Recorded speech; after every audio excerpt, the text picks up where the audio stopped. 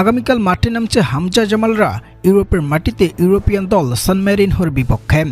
Mobile বা TV দিয়ে কিভাবে লাইভ আর কখন কোথায় ম্যাচটি হচ্ছে এবং বিস্তারিত জানুন এই দুই ম্যাচের হেড টু হেড পরিসংখ্যান।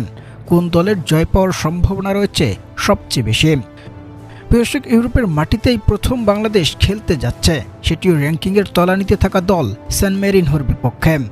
র্যাঙ্কিংয়ে পিছিয়ে থাকলেও বেশ শক্তিশালী এক প্রতিপক্ষ হবে সান মেরিনহো, যেখানে বর্তমানে ফিফার র্যাঙ্কিংয়ে বাংলাদেশের অবস্থান 181। অন্যদিকে ফিফার আওতায় থাকা 211 দলের মধ্যে সান মেরিনহোর অবস্থান 211তম র্যাঙ্কিংয়ে, অর্থাৎ একেবারেই তলানিতে থাকা দল সান মেরিনহো, যেখানে বাংলাদেশ দলের সাথে যোগ দিয়েছে হামজা সামিদ ও জায়ান আহমেদরা। আগামীকাল বাংলাদেশ সময় রাত 11টায় মাঠে গড়াবে এই লড়াই। পরিসংখ্যান বলছে সান মেরিনহো তাদের সবশেষ 5 ম্যাচের কোনোটাতেই জিততে পারেনি, 4টাতে হেরেছে এবং একটা ম্যাচ তারা ড্র করেছে।